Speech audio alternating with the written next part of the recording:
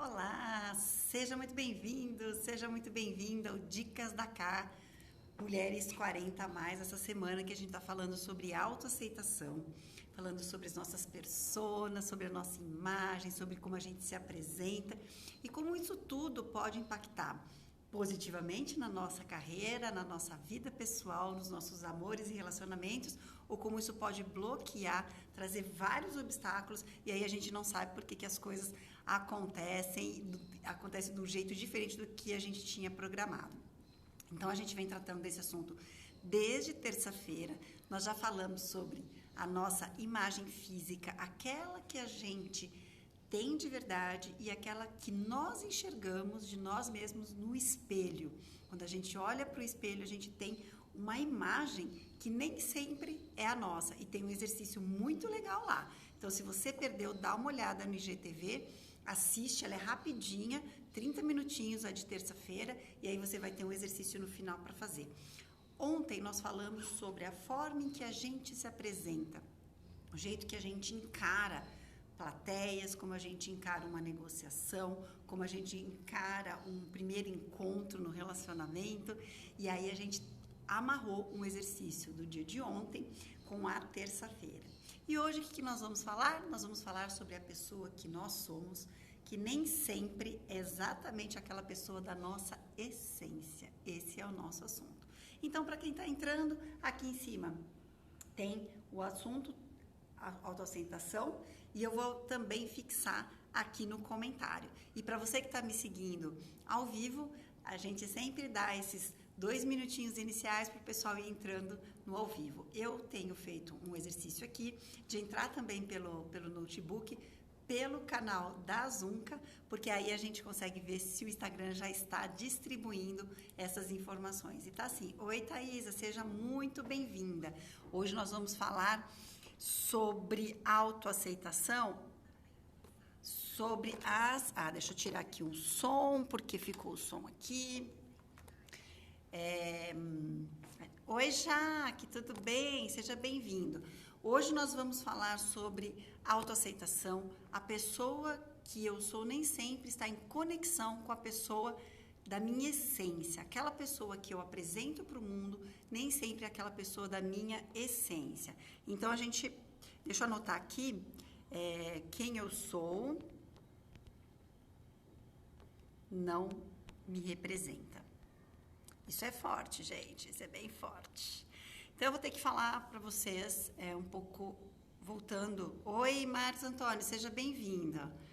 Estou feliz aqui de vocês estarem hoje comigo. Nessa quinta-feira, aqui um tempo mais nublado aqui em São Paulo, mais quente, né? Choveu muito ontem, uma tempestade absurda aqui em São Paulo, caiu árvore na rua da minha casa, mas hoje vamos ver se a gente vai ter mais uma nova tempestade. Então a gente vai falar sobre a imagem que eu passo, essa pessoa que eu me apresento, nem sempre fala com clareza com a minha essência e por que isso acontece. Então, resgatando para quem não entrou logo do começo, a gente falou na segunda-feira sobre a nossa imagem física, aquela que a gente realmente tem, nem sempre é aquela que eu percebo quando eu me olho no espelho, e eu passei um exercício na terça. Na quarta-feira a gente falou sobre apresentação, sobre como eu me apresento, sobre como eu utilizo a minha voz, a minha postura, para às vezes esconder traços que eu não aceito em mim e quanto isso impacta a nossa evolução e o nosso sucesso. E hoje a gente vai falar sobre a pessoa como um todo, tá? Então a gente precisa falar, para poder destrinchar esse assunto, a gente precisa falar sobre personas, e aí utilizando o termo personas muito mais da psicologia do que personas do marketing. No marketing a gente também usa esse termo de personas, mas é diferente. Na psicologia a gente utiliza, a gente não, porque eu não sou psicóloga, mas eu faço terapia há muitos anos, tenho estudado muito sobre isso, mas se usa, né, na psicologia o termo personas para dizer, para explicar de uma forma mais rápida para vocês, aquelas várias personalidades que eu utilizo, que eu faço uso para me adaptar aos momentos e às situações em que eu preciso lidar. As personas, elas são desenvolvidas um pouco ali mais próxima da fase adulta, logo depois da adolescência. No fundo, a gente tem a formação das pessoas desde sempre, mas elas vão se consolidar mais a partir do momento em que a gente começa a ter uma interação com um mundo mais adulto, tá? Porque na primeira fase ali da infância a gente está criando as nossas crenças, recebendo as lentes, né, da realidade dos nossos pais. Então a gente começa a ver o mundo através dos olhos dos nossos pais, dos responsáveis, dos nossos cuidadores.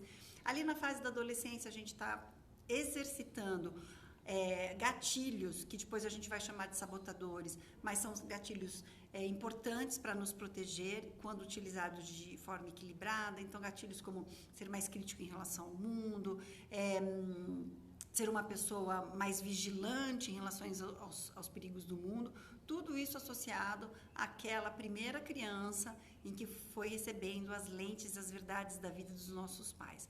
No comecinho aí Oi, Ayrton, seja bem-vindo. Quando a gente entra aí no comecinho da fase adulta, e aí de idade, né, a gente dá uma estimativa, mas não é tão cravado assim, vai começar ali depois dos 18, 20 anos, quando a gente começa a ir realmente para a vida adulta efetivamente, tá? O que acontece? A gente começa a perceber que para eu ser melhor aceito em determinado contexto, vai ser melhor utilizar uma personagem, uma personalidade mais adaptada àquela situação.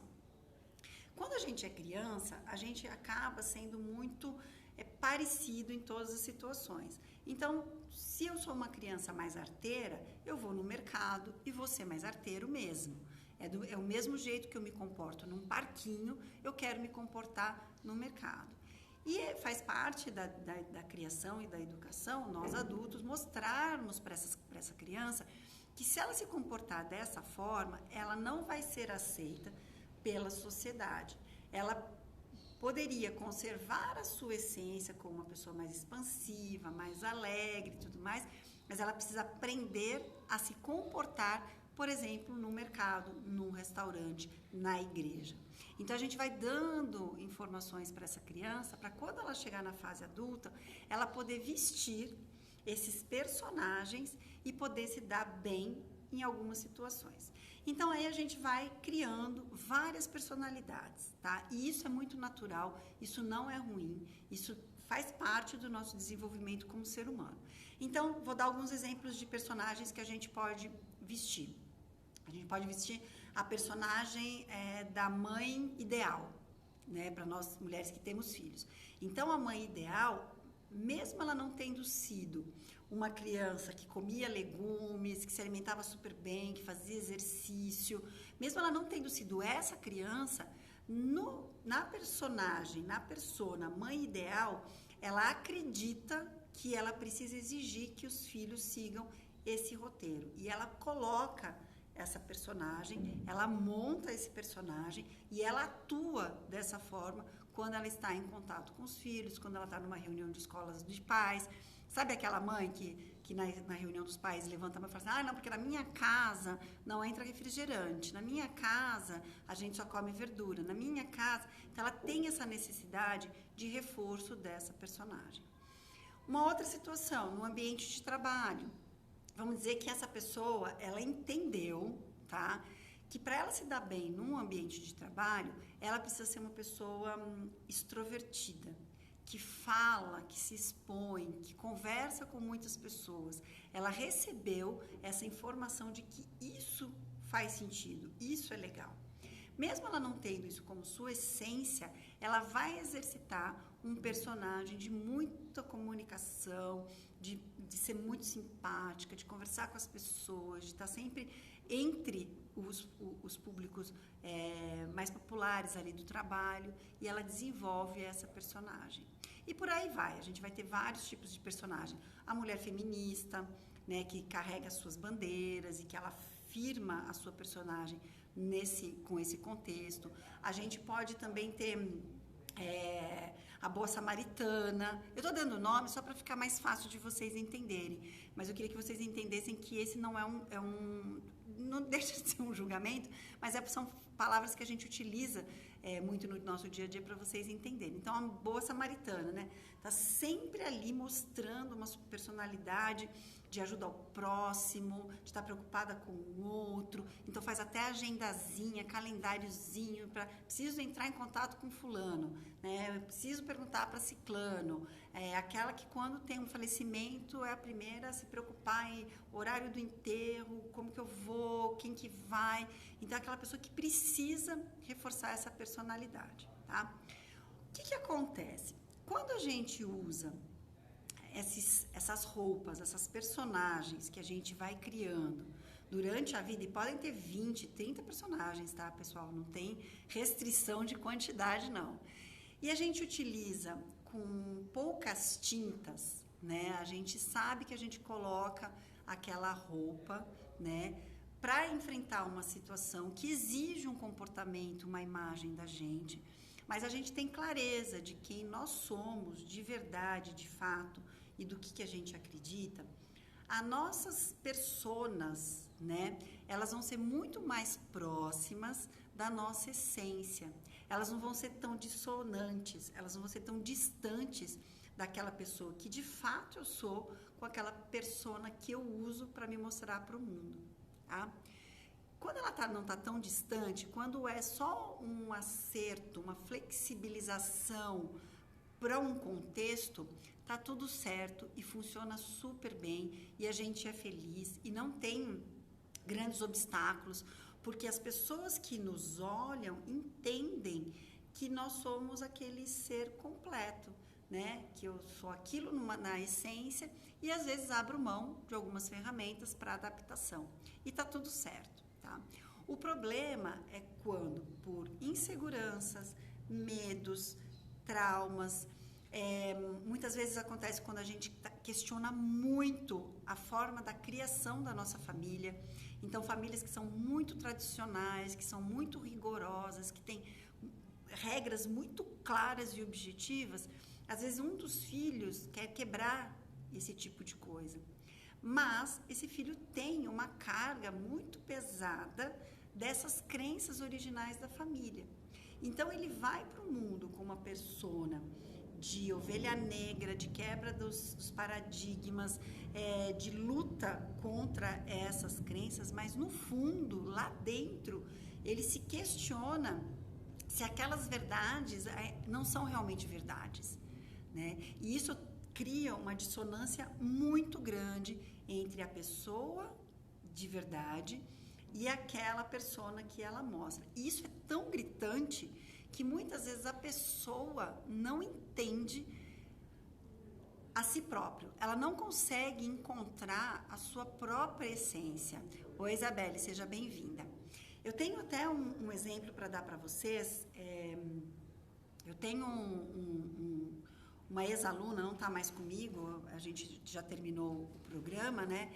E uma pessoa que tem uma imagem assim, bem solta, faz o que quer, né? Aquela mulher que compra, vende, trabalha, muda de profissão quando tem vontade, anda de moto mesmo, cria os seus filhos sozinha, já aceitou ser amante numa relação e tá tudo bem, porque esse é o jeito de se viver, o importante sou eu e eu não devo satisfação para mais ninguém, né? Então, essa é a persona que essa pessoa apresenta para o mundo, tá? No fundo, na verdade, quando a gente começou a fazer um trabalho de destravamento profissional, porque chegou num momento em que a pessoa não sabia mais para onde ir, né? Tinha acabado de sair de uma empresa e estava com muita dúvida como seguir o próximo passo. E dava para perceber dentro das conversas em que essa persona criada, ela blindava, tá? Ela blindava uma crença muito rígida de como a vida precisa acontecer. Então, essa pessoa, apesar dessa imagem, ela tinha regras muito claras, morais, éticas, de sim e de não, tá? E tão rígidas, que ela não conseguia se adaptar à persona em que ela era, que ela representava para o mundo. Olha que dissonância gritante, é até confuso, tá? Você conseguir entender esse tipo de coisa, porque tem uma coisa muito longe entre a personalidade, a persona, a imagem que representa e a essência, aquilo que de verdade acredita. E aí, durante o trabalho, a gente foi chegando, isso não foi numa conversa, né? A gente foi fazendo todo um trabalho de comunicação mais consciente, de utilização das redes para reposicionamento na profissão. E aí a gente chegou num ponto em que nós entendemos que tinha ali algumas questões mais profundas, familiares, de casamentos anteriores, de relacionamentos muito tóxicos que essa pessoa tinha passado. E aí eu encaminhei para uma terapia mesmo, porque daí eu não poderia atuar com tanta profundidade, né? Porque eu não tenho conhecimento, eu não tenho preparação para isso, tá? Mas foi muito importante entender essa dissonância dessas personalidades. É claro que esse é um caso muito específico, né? Mas, por exemplo, eu mesma, às vezes, pego alguma persona que eu utilizo e me questiono, né? O que tem de verdade naquela persona que eu utilizo naquele momento, né? Para poder fazer esse exercício, se eu estou muito distante daquilo que eu acredito de fato. E aí você pode estar me perguntando, legal, então faz sentido eu dar uma olhada nas minhas personas e entender ali a minha essência. Agora, o que precisa mudar? Né? O que tem que mudar? Eu tenho que deixar de usar as minhas personas ou eu tenho que, de repente, mudar as minhas crenças, mudar a forma que eu enxergo o mundo e as lentes que eu vejo o mundo? Excelente pergunta, tá? É uma questão muito interessante para se fazer e que a resposta só vem com autoconhecimento, tá? Só com autoconhecimento. Então, eu vou dar um exemplo meu, que eu costumo sempre abrir os meus exemplos para ficar mais fácil o entendimento de vocês. Então, por exemplo, eu tinha uma persona, quando eu estava no corporativo, que dentro do próprio trabalho a gente pode ter mais de uma persona, tá? Então, eu tinha uma persona com aqueles colaboradores da minha equipe, em que eu entendia que eram alto potencial, que eram pessoas que tinham potencial para assumir o meu lugar, para assumir outros lugares na companhia, e que eu começava a fazer um investimento para essa pessoa crescer. Eu tinha uma persona muito radical, né? Muito de alta exigência, de quase que flagelo para que essas pessoas pudessem chegar nesse nível de alta excelência, tá? Essa persona, ela me incomodava demais, porque ela não falava com a minha essência original, tá? Ela falava muito com as minhas crenças familiares, porque na minha família tem a crença de que a gente só vence se a gente sangra, se a gente dói. Então, se eu não gosto de acordar cedo, para vencer eu preciso acordar de madrugada, porque isso dói, isso vai me deixar meu couro duro, né? Se eu não gosto de ler, eu vou ter que ler 30 livros em um mês, porque é isso que vai me deixar forte para vencer o mundo, né? Então, essa persona, ela foi sendo criada olhando muito as minhas crenças limitantes da minha família.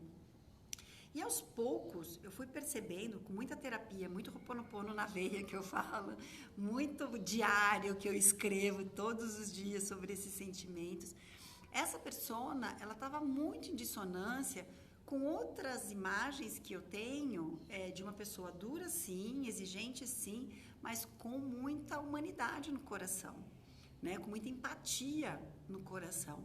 Isso, eu perdia completamente essa empatia nesses momentos, né? Isso me trazia muita angústia, muito sofrimento.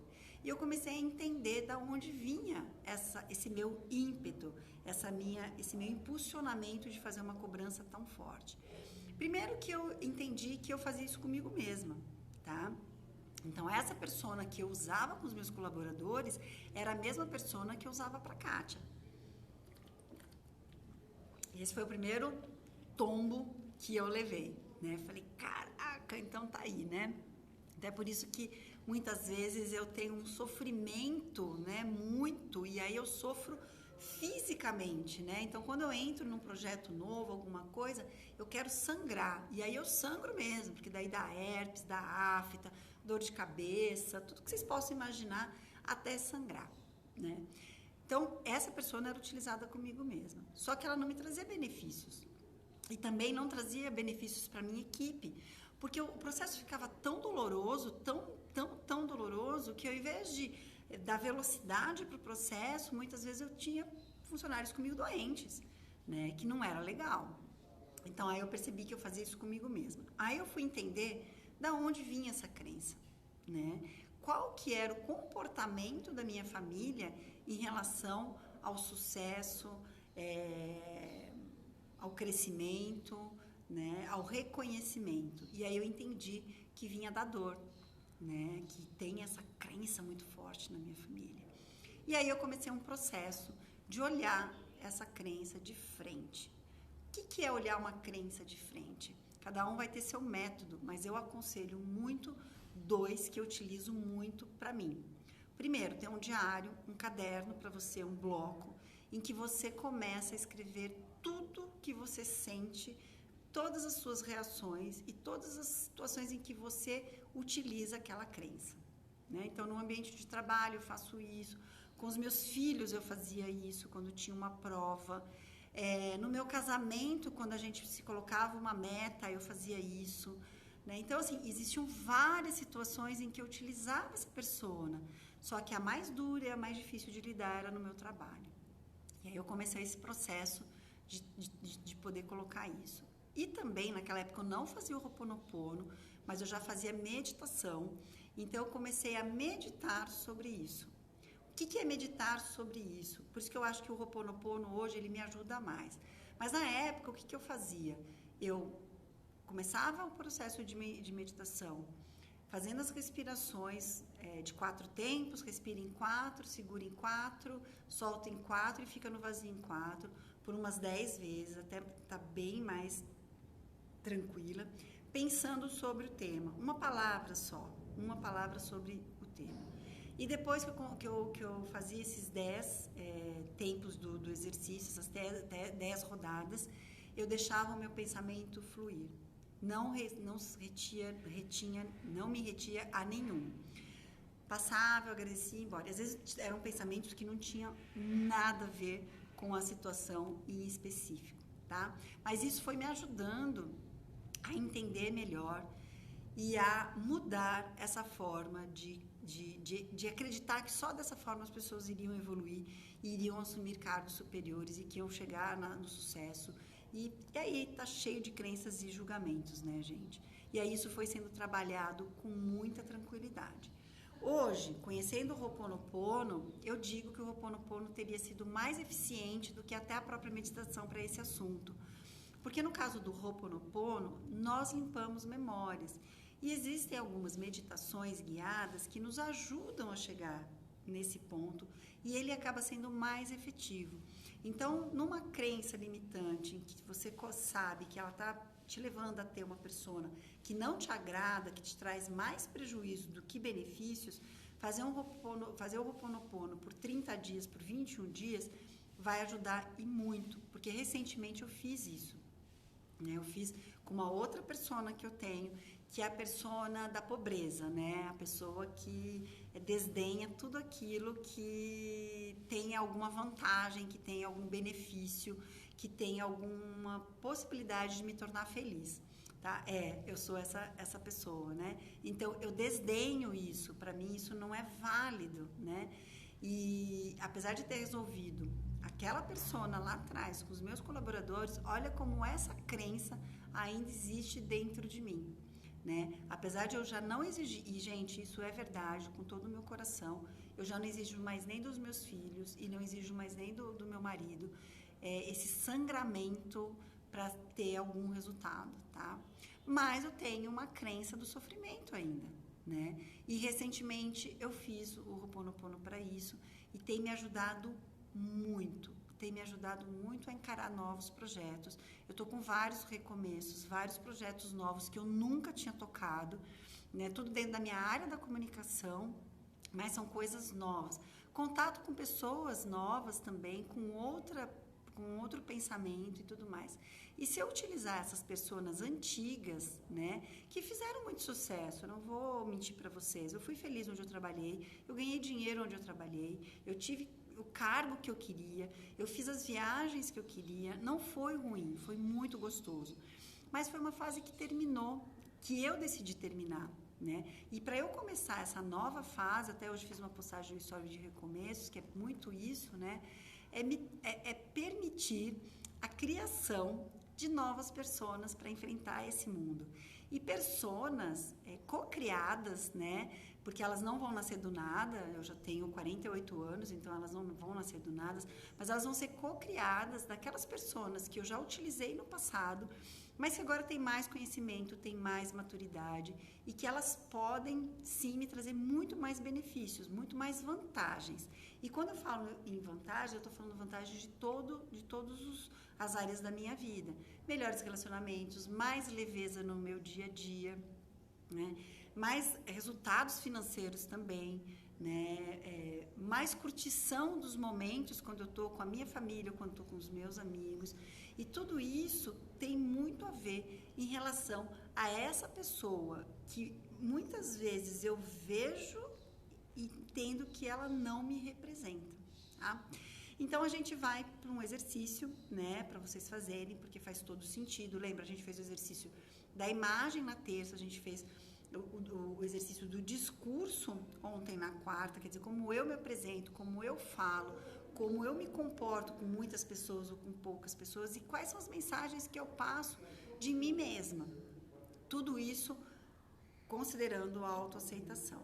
E hoje a gente vai fazer um exercício de uma das pessoas que você utiliza e que ela não está te trazendo os benefícios que você considera como ideais. Aquela pessoa que quando você termina o trabalho, quando você termina a situação, quando você volta para casa, você olha e fala assim, nossa, tem alguma coisa ali que não estava legal, estava meio dissonante. Ou então, se você não tem essa percepção, pode ser também de comentários que você recebe de outras pessoas. Nossa, mas hoje você estava tão triste, nossa, hoje você estava tão, né, assim, você normalmente não é assim. Nossa, eu te vejo como uma pessoa assim, assim, assim. Aí quando você olha essa descrição que os outros falam, você fala, não, mas isso não sou eu muito, não, né? Eu acho que essa pessoa está vendo uma outra pessoa que não sou eu, né? E aí pegar essa representação que você tem, o que te passaram, anotar e colocar as características dessa persona, tá? Então coloca características mesmo, isso ajuda muito. Essa persona, olha como persona, então eu vou dar o meu exemplo para vocês poderem acompanhar. Essa persona chega, né, quando eu me sinto pressionada para desenvolver outros colaboradores, né? Quando eu tenho medo que essas pessoas não atinjam o nível de excelência que eu exijo de mim mesma. Essa pessoa usa palavras duras, essa pessoa não sabe reconhecer, essa persona trava maxilar, eu tenho muito isso, né? Então, quando eu estou muito nervosa ou com medo, mas eu prendo o maxilar. Essa persona usa um gesto muito mais masculinizado do que feminino.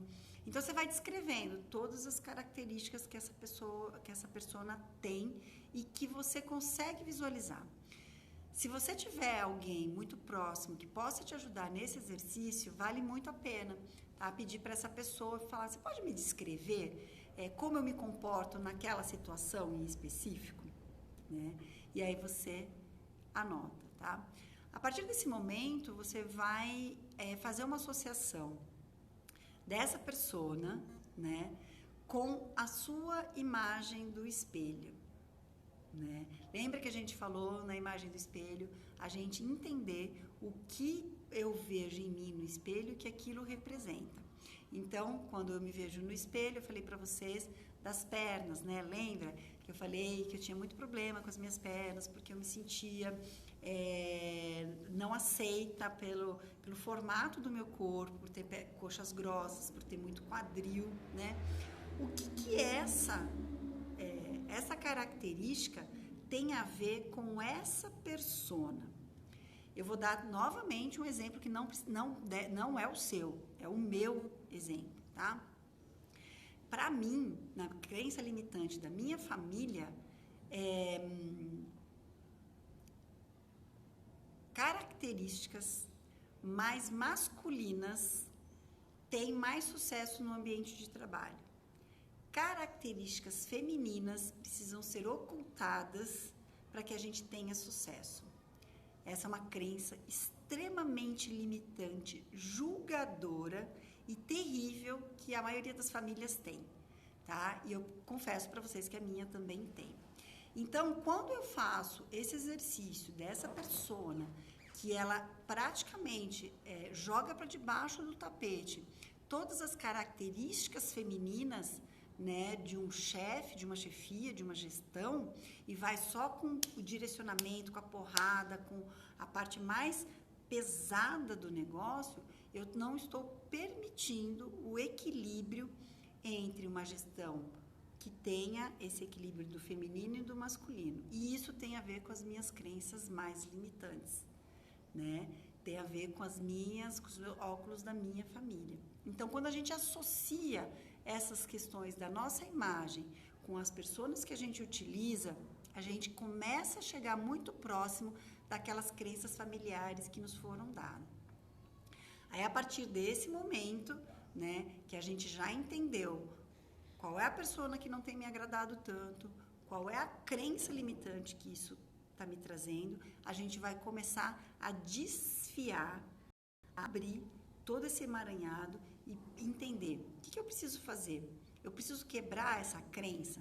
Se ela é uma crença limitante, vai ser muito importante você entender da onde ela vem, o histórico familiar, por que a família acredita nesse histórico. Agradecer por essa crença, porque ela deve ter sido muito importante em alguns momentos, como no meu caso foi, né? Eu trabalhei numa empresa extremamente masculina, né? Eu muitas vezes era a única mulher numa reunião de 30, 40 homens. Então, essa pessoa ela foi muito importante e ela se utilizou de uma crença familiar que mais me impulsionou do que me segurou. Mas, em determinado momento, ela precisou ser quebrada, ela precisou ser vista, ela precisou ser olhada, tá? E a partir desse momento, a gente começa a escrever quais são as partes dessa crença que eu quero me livrar dela, tá? Qual que é a parte disso que não me faz bem? E aí eu aconselho você a fazer uma meditação, principalmente de Ho'oponopono, que você consegue se conectar a essas crenças no dia a dia. Como a gente já passou de 30 minutos hoje, e amanhã eu já tinha falado que a gente ia falar um pouco mais de ferramentas, de como a gente pode trabalhar todas essas quebras, eu vou deixar essa segunda parte do exercício para amanhã junto com as ferramentas. Eu indico muito o Ho'oponopono, mas eu também indico outras ferramentas que você pode utilizar para ter um pouco mais de contato com essas personas e também com essas crenças. O nosso objetivo aqui é fazer você ter consciência de quem você é de verdade e das ferramentas que você utiliza para enfrentar o mundo. A partir do momento que você tem essa consciência, essa clareza dessas coisas, a tua comunicação vai ficar muito mais clara, muito mais objetiva, porque você vai ter mais ciência de quem você é. E aí a gente sim pode partir para um plano aí de comunicação muito mais consciente, de destravamento, de apresentação, de entrevistas e por aí vai, e dá para aplicar em várias coisas, tá bom? Agradeço muito a sua presença hoje aqui, agradeço muito quem está assistindo as lives gravadas e que depois me manda um comentáriozinho, eu fico muito feliz quando eu recebo esses comentários. Estou muito feliz com essa jornada que a gente está fazendo aqui e amanhã então tem encontro às 11h30 para a gente falar dessas ferramentas. Se você não puder participar no ao vivo, assista no gravado, porque tem uma sequência, tá? Todos esses assuntos vocês podem ver que tem uma sequência aí, então não perca não, tá bom? Um beijo, fiquem bem, boa quinta-feira e até amanhã às 11h30. Tchau, tchau!